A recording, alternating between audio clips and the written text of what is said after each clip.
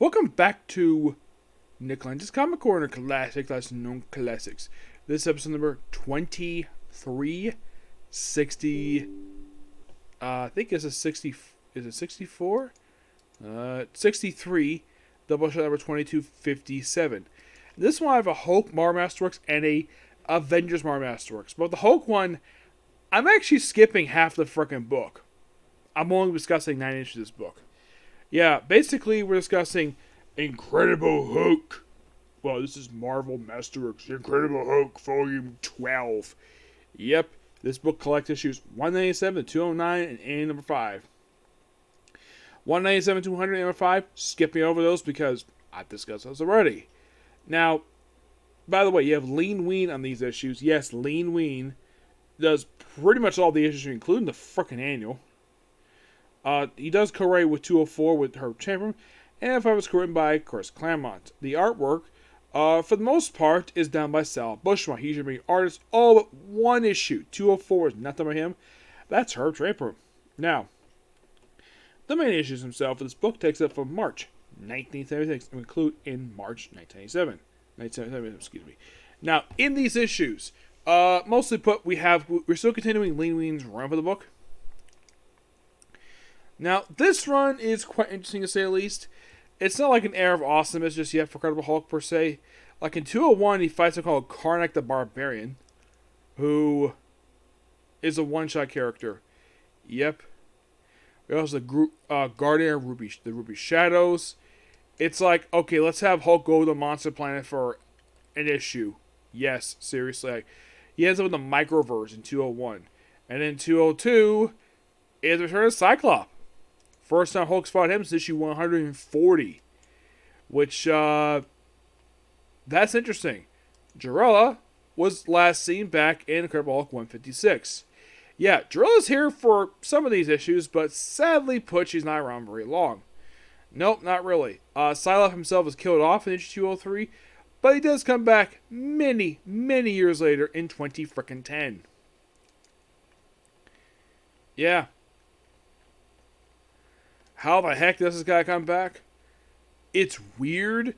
It's like, the guy himself, this was his return after he appeared back in issue 140, which back in 1971. When he appeared return in 202, this was his first appearance in 5 years. He appears for 2 straight issues, and does not appear again for 34 years. I'm not kidding about that. 34 years, where he appears in a 2-issue miniseries. He basically appeared in these 2 issues. By the way, he's a creation of, get this, Harlan Ellison, Roy Thomas, and Sal Buscema. He next appears in issues 1, 2, and 4 of Realm of King, Son of Hulk. The 3-issue miniseries Incredible Hulk's Enigma Force focused on the Micronauts. And Grand Design Monster. The Enigma Force is simply put the Micronauts. Yeah, my guess is they had to change the name to the Micronauts because Marvel had the rights to the character. So that's mainly the reason for it. And that's it for the guy. It is really weird though. Like, okay, so you kill him off here, and then you don't see him again for years. Hulk doesn't even find him again. No, it takes his son fighting him. Yes, Hulk's son. Yeah, Betty Ross returns in issue of, well, she of course still appears sporadically. We also, in issue 204, it's like a dream sequence issue. It's basically just alternate reality. Where it's like, oh, what if basically Rick Jones died during the gamma radiation experiment? It's a weird issue. And then we have Vine of the Crypto Man in issue 205, who last appeared back in issue 174 of Thor. Yeah, that was back in 1969. This is his first appearance at this point, first time in 7 years. And sadly put, this will be the death of Jarella. Yes, a girl who actually liked the Hulk, and she sadly gets killed off in this issue. And she's still dead. They did see her corpse a couple times over the years. The only time she kind of came back was for Chaos War in 2010. But that was it for her. Yeah, it's like, interesting character. Sad to see her go like this. She's only around like Hulk comics for about 5 years. Yeah, about 5 years she's around. She doesn't appear very much. Not really. She's basically a sporadic character. She comes back in 202. First time she's seen the book since 191. And sadly she gets killed off in 205. Though she sees a corpse in 207. Just to remind Hulk. Yeah, and then we have Hulk go to New York for an issue for 206. In 207, he have him fight the Defenders. Yes. He fights his own team. Yeah, it's due to stuff going on in the book. Because, well, alone against Defenders. And then 208, basically, and 209, he fights against a group called They Who Will Power. It's a group of very strange individuals who last appeared in issue 26 of Marvel Team Up. And if you're really curious, though, that issue came out in 1974. This issue, 208, came out in 76, roughly 2 years later. And that's pretty much it. You could say a good amount of action happened here. Oh, plus also he fights the Absorb-Man, the cap off the year of 1976. But that's pretty much all that literally happens here. There's not really a lot happening here, per se. But it's okay for what it is. But we'll soon get to the era of awesomeness when it comes to Hulk. I'm going to give this book a 9 out of 10. Next thing we have is a book I'm not skipping any issues for. Well, actually I got a couple issues, because I reviewed the 1/6 of this book. We have Masterworks, The Avengers, Volume 17. This book collects Avengers 164 to 177, and number 7, and Marvel 2 and number 2. The number 7, skip over that one because I reviewed that already. Marvel 2 and number 2, and 164-66. I've reviewed these issues already, so I'm going to skip over them. By the way, the main issue discussing cover period of January 1978, and then conclude in September of 1978. Mostly put in these issues, we deal with basically, after doing the whole Captain Faraday stuff with basically 166. Yeah, basically the first discussion here is like, it's weird they have the two-part stuff with the Thanos War stuff with the two annuals, which I love the annuals, I thought they're really good.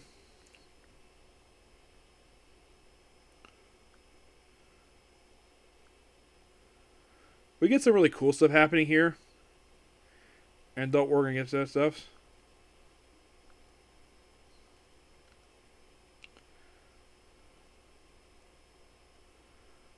Let's see if I can get to it here. So with 167, we have the Avengers meet the 31st Century Guardians of the Galaxy. Yeah, and they become basically recurring characters in the book. Yeah, and they're here for a handful of issues, and then they leave. Yep, mostly put, yeah, that's the whole purpose of this issue. Plus, you gotta love, this is basically the issue written by Jim Shooter and George Perez. An excellent duo, if this two are. Mm-hmm. Now, this is a fun fact not a lot of people know Marvel Comics. Okay, name a superhero group from Marvel Comics where their base operations is a space station. The answer is one team. And you're thinking, which team is it basically is known for having their headquarters at a space station? That team is the Secret Avengers. Yep, they actually had it when Rick Remender wrote the book. That is the first and only time a superhero... Well, you're thinking, wait, what about the Guardians? They were headquartered on like a celestial heaven. I'm talking about a space station orbiting the Earth. And that lighthouse thing was the only thing that ever happened. The Avengers, the main team, has never been headquartered on a space station. Never. The Justice League has, but not the Avengers. Yeah, mostly put basically, we deal with the Guardians, and we deal with a little more with Hanna Peter Gymrick. Yeah, and then basically they meet him in issue 168. He's pretty much their new security liaison. That's mostly what he's there for. Mm-hmm.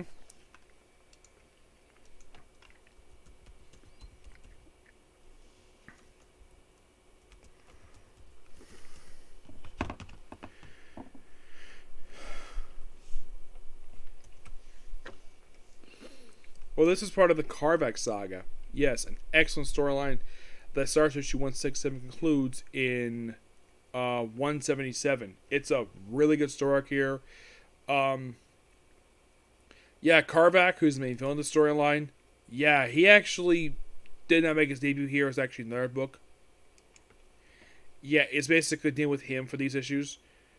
But, yeah, dealing with the Guardians, and of course, well, some time travel snaggins. Just really good stuff here when it comes to Karvak Saga. 169 is not really part of the storyline at all. It's just basically just a standalone story. We did a first appearance character called the Eternity Man, a character who appeared one more time after this in Iron Man 115, which I've discussed already. So, yeah, it's like basically like, okay, and then we come back to the Karvak Saga with 170, which I believe this was the first appearance of Jocasta. Yes. Not named per se, but this is technically one of her early appearances. She appeared technically 162. This is basically her, like, allying with the Avengers. But I do enjoy the Karvak stuff, what it is. They have her name, and of course they deal with Ultron here too, which is always great when they deal with Ultron. I love issues once it was covered by George Perez features Hawkeye.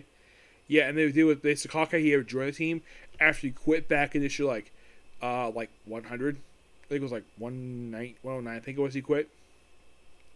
Yeah, I hear he's back with the team. And Henry Pierre Garrick is here. Torian Hay, basically, and also Black Panther joined the team too. Mostly put, he is just here, just my hey, I'm the security liaison, and basically what I say goes, kind of in a way. The guy is a notorious jerk. Yeah. That's the thing about him. He's a notorious jerk. He pops in this issue here. He's returning it to issue 181. Yeah, it's like a one-shot return for him here. Just basically just say, hey, I'm here. Mostly just lay the groundwork. And so, yeah, then we have the Collector return in the storyline too. But I love the Karvak stock. I think it's really cool. I think this goes to, what was it, 170 something I think it was? 177, which I think that's where the Karvak saga concludes. That's also put exactly where it concludes at, but yeah, love the story arc here. Now you might be thinking, does Karvak die at the end of the storyline? Kind of, yes. But then he gets resurrected in 1991 in a storyline in the pages of Fantastic Four, part of the Karvak Quest. Yeah, so he's brought back several years later in a 4-part story. By the way, his death happens in 1978. He's brought back roughly 13 years later. But you gotta love the Karvak issues. I thought they're really fun. I love them. This book a 10 out of 10. Awesome. Okay, so that's episode of you. I thought I have time to do one more comic corner, but I need to get to Meshuggah Tensei. I want to make sure I get that done tonight. So I'm going to do that next, and then do my next couple comic corners. And then pretty much that'll be it. Next comic corner I'm discussing will be Captain Marvel and Thor. And hopefully after that, if I get time, I might go ahead and work on Fantastic Four Nick Fury Age of S.H.I.E.L.D. Okay, next view. Bye.